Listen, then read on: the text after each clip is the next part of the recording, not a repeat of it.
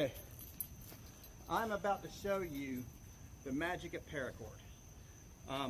What I have done is strung one solid piece of paracord, zigzag through in here using basically anchor type knots. I can't remember the name right now, it's not important.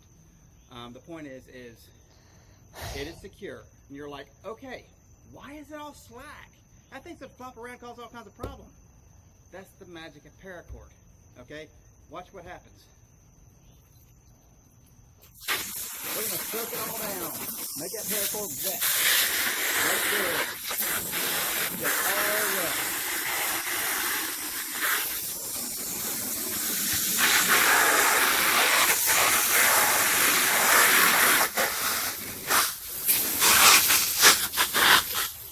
Make sure you get the knots wet good.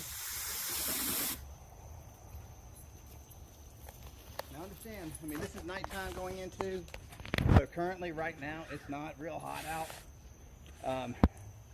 But that's because I wanted to tie these knots when it wasn't hot. Okay? But there, it is very soaked. Here's the beauty of paracord. Paracord shrinks. Okay? And it shrinks and it becomes harder. Okay, so that means these knots are going to get tighter. These little saggy points are going to tighten up. And if you look, it's already tightened up a little bit already and gotten a little bit stiffer. You see? So I want to position my stuff kind of where I want it.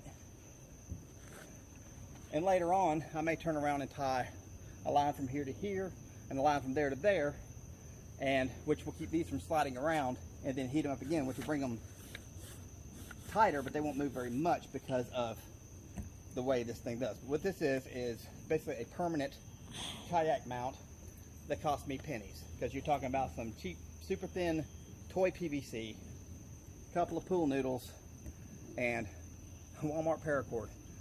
Paracord of this size shrinks about 0.06 inches per foot.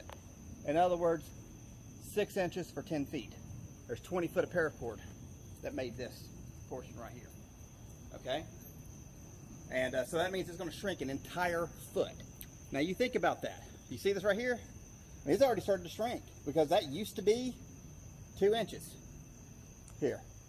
Now we got about an inch left to shrink, and then it starts getting tight. So long story short, it may not finish tonight, but by tomorrow, when the sun comes out and it gets really hot, because we're running in 90-degree weather right now, this sucker is going to tighten up and be rock solid. And I have no I mean, I actually was tempted to just do this and not even put the foam on there, just sit the kayak on it. And I may end up cutting the foam off, probably not.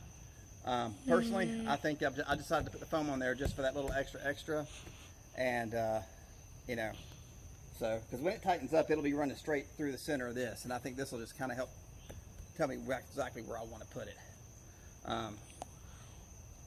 And that also means that I can like move it to that side and have it sit straight and level. Otherwise you'd be stuck putting it in the middle, and if you wanted to put something else up there with it, they wouldn't sit level. Whereas with this will keep it level. And that's kind of why I went this route here. I may end up shaving this on the bottom of here so that it will sit down lower, so that this still carries the weight of it, you know, and it just barely touches when you strap it down. And but you know, we'll cross that bridge when it comes to it. This is easy to work with. I'll probably end up painting it when I know I'm going to have a long time of no rain. When we have a dry set spell next, I'll end up painting these with latex paint. Latex paint, exterior latex paint, dries waterproof, and it is, once it fully cures, it takes 30 days to fully cure. Once it fully cures, it becomes completely waterproof, completely water resistant. If it gets wet before then, it just kind of gets cloudy, and then once it dries, it hardens right back up again. It still continues the curing process. So what I'll do is just paint this in sections with, you know, probably black latex paint. So eventually this will look pretty sweet.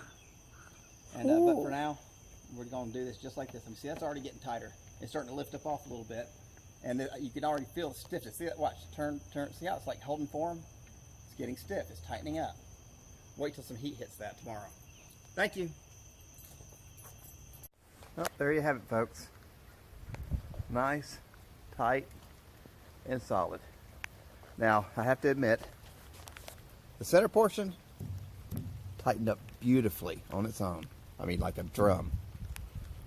This one, that one, the angled ones, I left a little bit too much length. My fault. So the way I remedied that, for $6 for a buttload of it, you can get this Mr. Landscaper irrigation tube at Lowe's or Home Depot. And all you got to do is take it and take one of the inline drippers, there it is up in there, and just connect it, you know, it stretches. So you connect it, if you pull it through, you see how far you can stretch it. You back up 1/4 inch, cut it off, and then you connect it together, and then you shift it around inside. Now, this ain't going anywhere. Rock solid.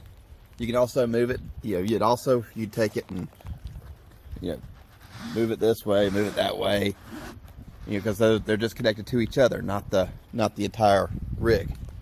So it still leaves you with a fully adjustable rig that you can put on your car the way you want it. Rock solid, tight. And what's funny is even when they had a little flex on here, driving down the road, they didn't flop. They didn't, I mean, it's funny, you see it has that much to make it tight, had that much, which means it actually sat comfortably about here. So it had about that much flex, you know, just a little bit. Driving down the road, it didn't flop, it didn't make noise, it didn't do anything, but I wanted it tight, so I threw the Mr. Landscaper in. But there you have it. If you figure your distance is right, all you got to do is wet the paracord,